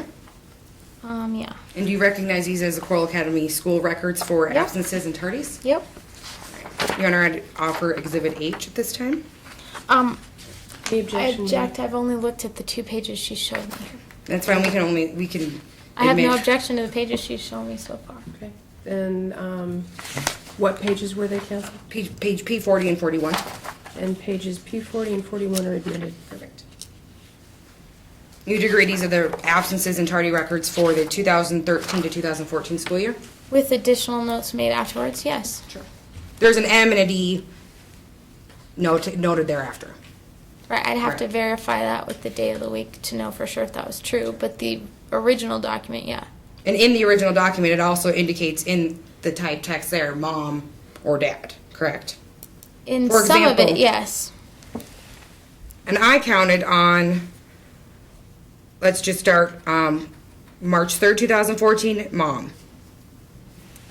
I see Are mom you called looking at vomiting. 41? Right at the beginning of the page P40. Okay. 3/3/2014, mom called vomiting. That was during your custodial time. Okay. 2/18/2014, mom called, extended trip out of town. Correct? That's what it says. Okay, so that's 2. It also says 2000 I'm sorry, excused. Your Honor, I didn't ask a question. 2/12/2014, HCP medical comments, mom called ill. That's 3. Sorry to put a delay on this one. I didn't want to cut off the question in the middle of the question. But if you recall, just a moment ago, my ex said, hold on a second, or something like it. Also said excused. This is her again making the same mistake that she made earlier on throughout this entire hearing.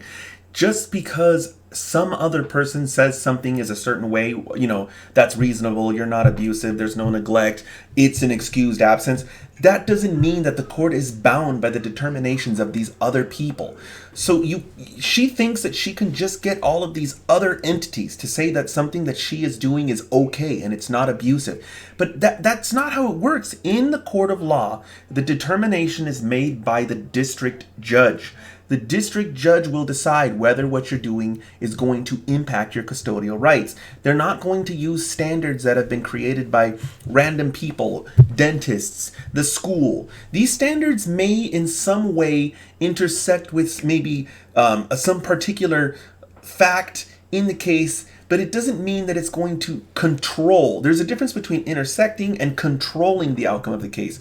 The best interest factors will control the outcome of the case. They are defined by statute. They are decided by the district judge, not the teacher, not the attendance keeper, not some random people.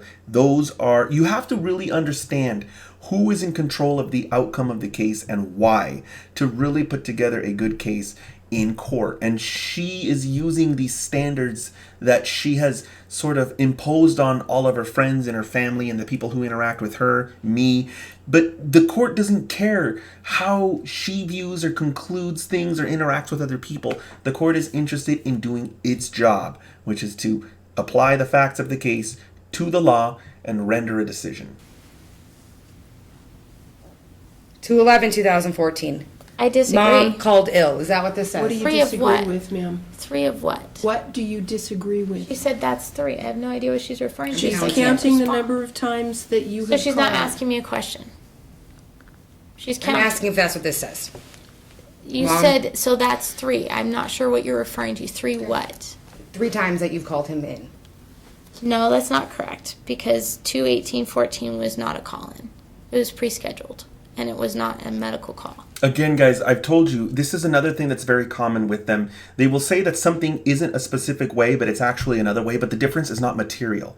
And to them, they are presenting to the world this idea, see, I didn't lie, you just didn't know what you were talking about. But to ordinary people, they're like, what's wrong with you? It's the same thing. Or they're like, what's wrong with you? The difference doesn't matter. It doesn't change. It's still a problem, or it's not relevant to the question being asked. At which point, that person then usually responds by playing dumb. Oh, okay, I didn't realize that, or something like that, if they're confronted on it. I'll clarify my question. Army didn't go to school that day, did he? No, he did not. Okay. So far we have 3/3/2014. He didn't go to school because you called him in. That's Okay. one absence, correct? Is that one absence? Is We what? have one absence on 3/3/2014. On 3/3/2014, that's an absence, Okay. yes. Right.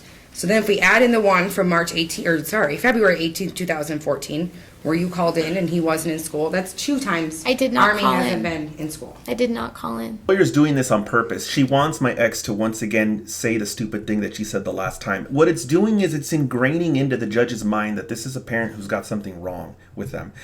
She continues to focus on immaterial, irrelevant details.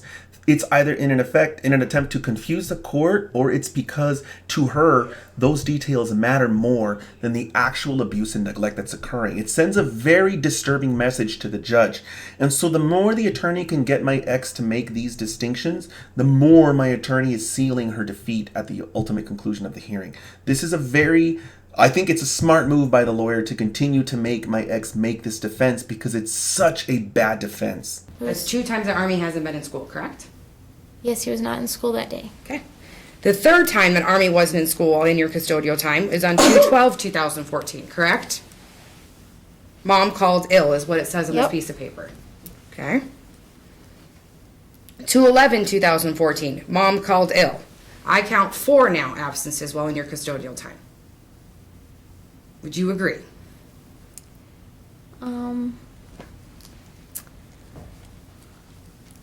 I would have to look and see what the days of the week were to agree. It says Mom called ill on 2/12/2014. Right, but the issue I'm having is that it shows 2/12, 2/11, and 2/10. And those are 4 separate days, and I couldn't have called him in. Those are 3 Well, separate days. There's 3 separate days across a 4-day span, and I couldn't have called him in across a 4-day span. Not necessarily. It could have been a vacation. And I know that I definitely called him in on the 10th because I picked him up at 12:30 because he hadn't slept well because he'd been sick all night. And she emailed me saying that he was really struggling. I thought, I shouldn't have sent him to school. He was not feeling good. He's having a bad day. So I went and picked him up at 12:30. But I couldn't have picked him up at 12:30 on the 10th and also picked him up on the 11th and the 12th. Sure you could have. February 10th was a Monday. It was. You bring him to school on Monday, and on school on Tuesday, and on school on Wednesday, correct? Yes. So he missed those 3 days in a row while in your custodial care. Okay. As it's your responsibility to take him to school every Monday, Tuesday, and Wednesday, correct? If those were Monday and Tuesday and Wednesday, yeah. I'd ask the court to take judicial notice that February 10th, 11th, and 12th were a Monday, Tuesday, and Wednesday. Court having reference to calendar for the year 2014 in February takes judicial notice that February 10th, 11th, and 12th are a Monday, Tuesday, and Wednesday respectively. And then again on, moving down, February 5th, 2014. Mom, that's another absence from you. No, it's not. They emailed us and said that they weren't going to be doing anything with the children and that there was a late start at school, and so we could either come to school and wait for the field trip bus, or we could take them directly to the field trip. And they had asked that if we could take them directly to the field trip that we would, because there wasn't enough seats on the bus. Okay. So I took them directly to the field trip, which I believe was the Discovery Museum. All right. 1/28/2014. HCP medical comments. Mom called ill cold. So that's another absence. Okay? Okay. So excluding the field trip, so far I count 1, 2, 3, 4, 5, 6 absences from January to March. All right. December 17th, mom called cold. Would you agree that's absence number 7? Okay.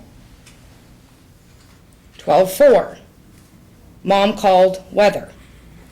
Absent number 8. That's considered excused. Was Army in school that day? No, he wasn't. 11/26/2013, family visit. That's a prearranged excused absence. Army wasn't in school, was he? No. So that's 9. That's Thanksgiving. You realize that, right? Most kids are out during Thanksgiving. It's the Friday after was school in Thanksgiving. session that day? Most kids are not in school on the Friday after Thanksgiving. So you determine how to raise your kids based on what other people do? No, I'm telling you it's That normal. was not the Friday after Thanksgiving. It wasn't? No, it was not. 26th is not after Thanksgiving. No. Is it Not. right adjacent to Thanksgiving? 11/25/2013. And it goes into the second page. Again, family visit. So that's 2 days in a row during your custodial time. Yeah, I was in San Diego with my son for Thanksgiving, which is prearranged according to the court order. He has him for Christmas, I have him for Thanksgiving, then he has him for Thanksgiving, I have him for Christmas. Does the court order say that you get to take him out of school if you want to for family visits? That's a reasonable thing to do, to take him to see his family. His father does the exact same thing every year. Pursuant to the court's calendar, November 26th of 2013 was a Tuesday. Thank you. So including those, I am at now 10 absences. Turning to the next page. 11/20/2013. Mom called ill cough. I count that as, I'm at 11. Would you agree? 11 what? That we're up to, the ones that we've gone through, we're at 11 absences. The school doesn't determine an absence if it's prearranged and excused. Oh, yeah, you can really tell she thinks that the school is going to determine the custody of this case. It's the best interest factors. It's not the school's determination on whether an absence is acceptable or not. With 11 days Army wasn't in school. Do you want me to say it that way? 11 days Army wasn't in school. Let's look at 9/24/2013. That's a tardy. 9/23/2013. That was the day after. It's Army's- not a tardy, it's a late. Excuse me, I'm asking a question here. You said it's a tardy, it's 9/23/2013 was that said. That was the Monday after Army surgery, wasn't it? Yes, it was. And it was excused. You heard Dr. Molina testify that Army should have been able to go to school that following Monday, didn't you? I'm his mother and I don't agree. When my son says he's in pain and I'm giving him Tylenol and he's drowsy and I know he's not going to do Objection, well Your in Honor, school. there was no question. Well, there should have been. I don't want you arguing with Fair the enough. witness. Was that the day after? I already asked that question. Yeah, you did. You heard Dr. Molina's testimony that Army should Yeah, have been I okay did. to go to school on Monday. You heard that I testimony. heard That's it. my question. I answered it. I asked her questions about it. So yeah, I heard it. But he didn't go to school on that Monday. No, because I didn't Okay. believe he No, could go the answer to is school. no. Thank you. So I count 12 absences. Would you agree? No, I wouldn't. Okay. The court actually doesn't need her to agree anyway. The court can just enter findings of fact over her objection. But that was kind of an opportunity to make it not look as bad as it did. She could have just said, yeah, I agree, and I wish I wouldn't have done that. But she keeps, maintaining this position that I didn't do anything wrong. I think it's because she thinks in her own head that if she doesn't agree to something, then the court can't use it against her, maybe. And I know that that's kind of how she approached our arguments as well. But the court doesn't really need her to agree. And in fact, I kind of mentioned this already, but really, all she's doing is making herself look worse because the court's going to enter the finding anyway. And now the court's able to enter another finding on top of that, which is that not only is she causing damage with all these absences, but she doesn't even think she's doing anything wrong. She continues to defend herself rather than own up to it and say she won't do it in the future. You've been previously warned by this court that Army needs to go to school. Wouldn't you agree? Yes. And you've been warned that if this issue doesn't get fixed, that would be a basis to change custody. You recall that? I was told that the judge wanted me to take him to the doctor if he was sick, yes. And these absences occurred after that court hearing, didn't That's they? correct.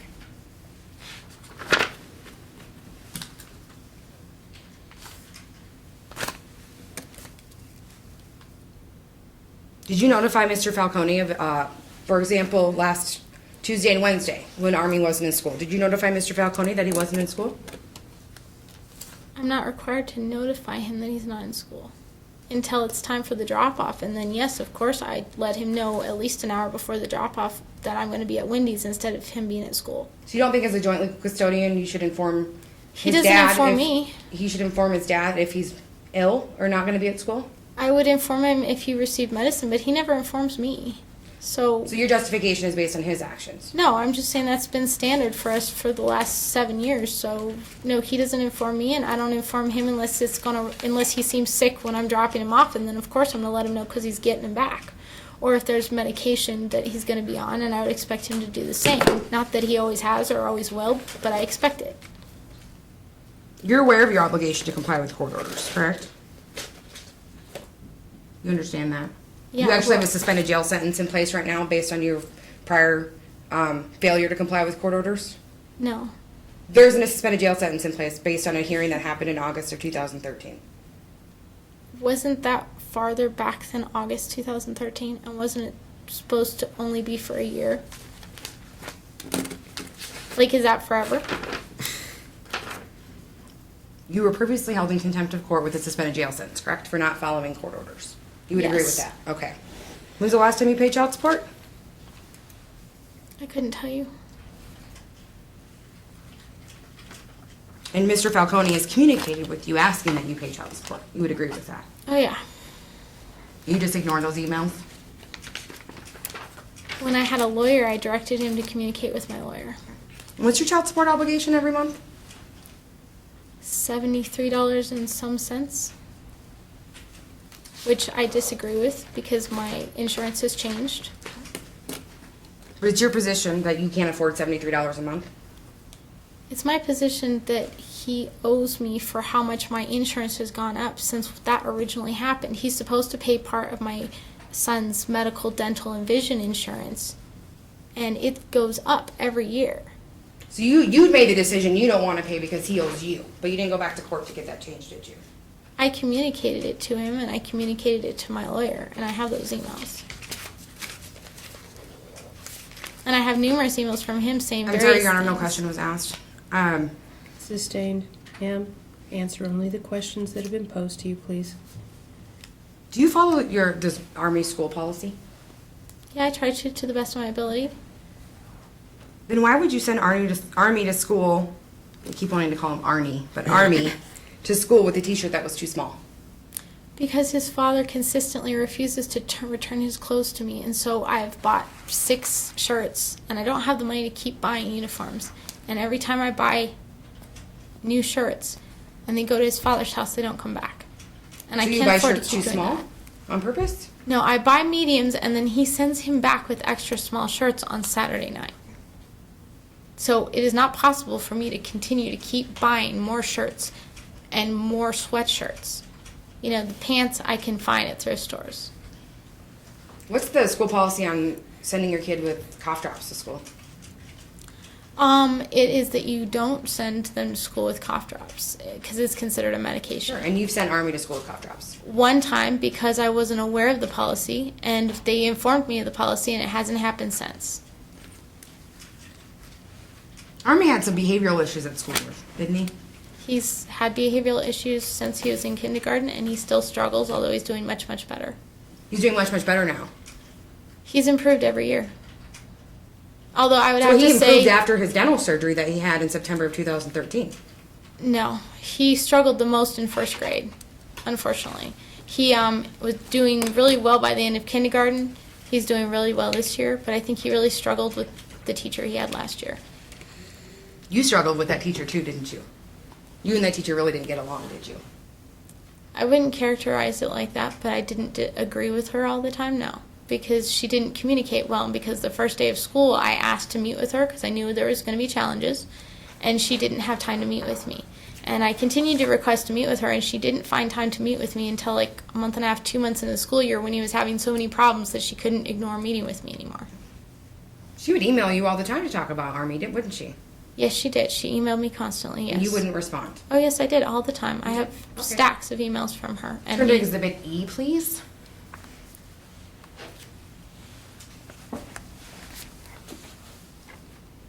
And Your Honor, I'm using this to refresh your recollection, and for demonstrative purposes, not for the truth of the matter as to what the content of the emails are. Thank you. Exhibit E, page P26. This is an email from Ms. Williams to you, correct?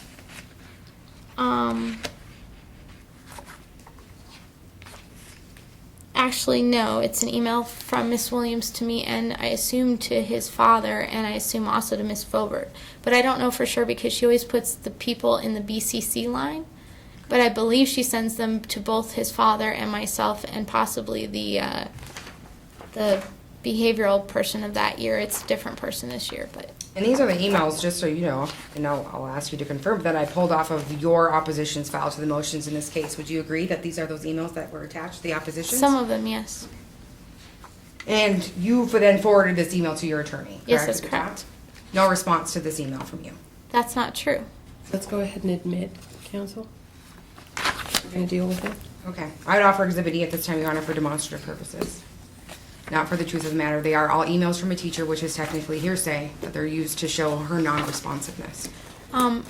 Any objection? Yes, I do actually have a stack of emails between the two of us, the entirety of our emails, if I could submit that as well. Well, you'll have the opportunity to supplement then. I'm going to admit with that understanding. In this email, in Exhibit E, which was pulled from your opposition, is there any response email from you? And looking on page P26. You have not included any of the responses from me, no. And what we're looking at in P26, is there a response email from you? Like I said, you have not included any, So no. the answer is no. How about P27? No response from you, correct? B27, The next page in order. No response from you. I'm looking for it. P27 is the next page.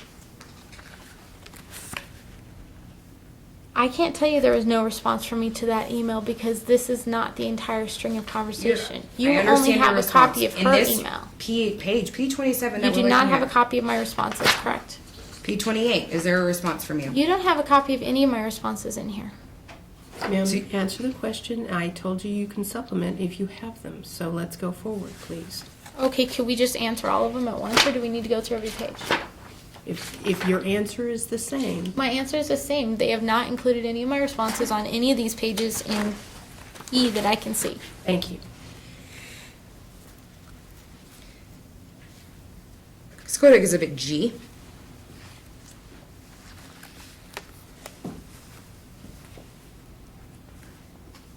This is a response email you sent to the teacher, isn't it? On November 5th, 2013. Yes. I'd offer Exhibit G at this time. Any objection, ma'am? No. November 5th, Exhibit 2000. G is Well, admitted. I haven't looked at, Exhibit G is just this email, correct? Yes.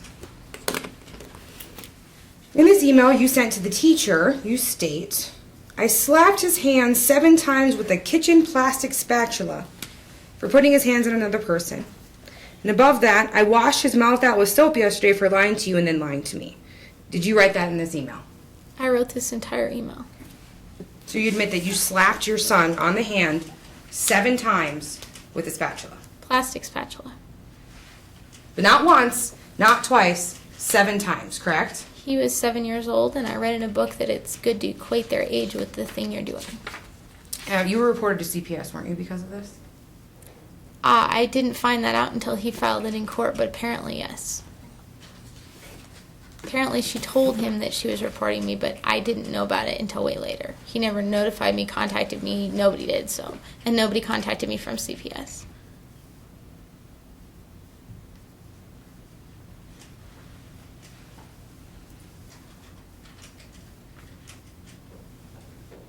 Where does your family live? Excuse me? Where does your family live? Which part of my family? Your close family, your parents, brothers, sisters? My close family is in San Diego. Do you have any family that lives in Reno? No, I do not. Well, I have people that are of relation to me in the sense that they're family, yes. And I list them on my doctor's information that they're family. But if you're asking if I have biological family in Reno, No, but I do consider myself to have family in Reno.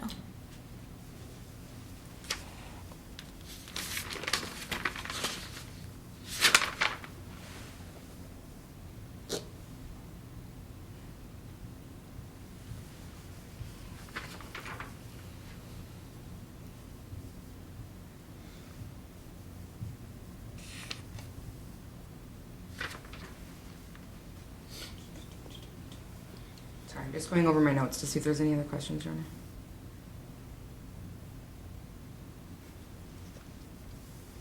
So in your opinion, is it slapping a child on the hand with a spatula 7 times appropriate discipline? Based on the classes that I took from the children's cabinet, which I took 2 or 3, and then I did a Washoe County thing where they do a home visit and they help you develop discipline, because Army's my first child.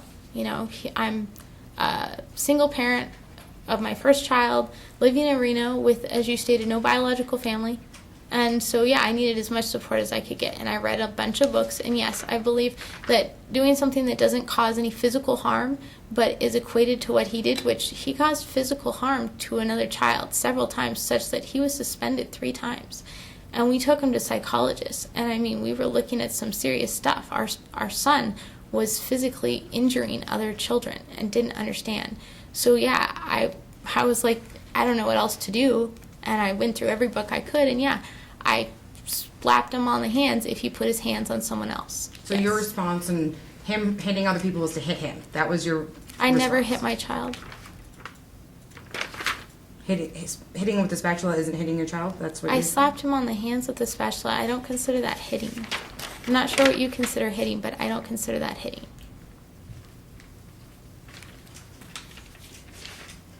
I would consider spanking Ma'am, very there's no wrong. question pending. Were you angry when you did that? Were you upset with him? No, I was scared and sad. You didn't attend any of Army's post-op appointments, correct? Post-op. Post-op from the surgery in 2013? You didn't attend any of those appointments? No, I did not.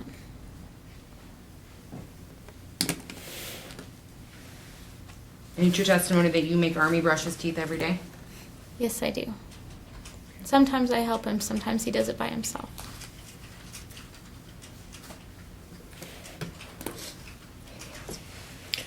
I think you covered everything. I have stuff you can ask me. Yeah, that's what I said I could ask you that stuff. There's a few things I can cover. But Yeah, that's a lot of issues. yeah, I have nothing further at this time, Your Honor. Ma'am, now is your chance to respond to the questions that Ms. Aden has asked you. I'm going to give you that opportunity. Is there such a thing as a bathroom break in court? We'll take a comfort break. Appreciate We'll be it. back in 5 minutes. Am I going to be coming back up here? Yes, you are. Okay. Can I get the rest of my notes when I come back and bring them up here? No, ma'am. I'm asking you to respond to the questions that Ms. Aden asked. You can add to things when it's your case. Do you see what I'm saying? I'm not going to permit you to bring in more evidence now. Got it. But can I use my notes? You should have been, you have your notes with you, correct? I have all my notes over there. No, ma'am. Okay. You can respond to the questions that Ms. Aden asked you. Okay. All rise.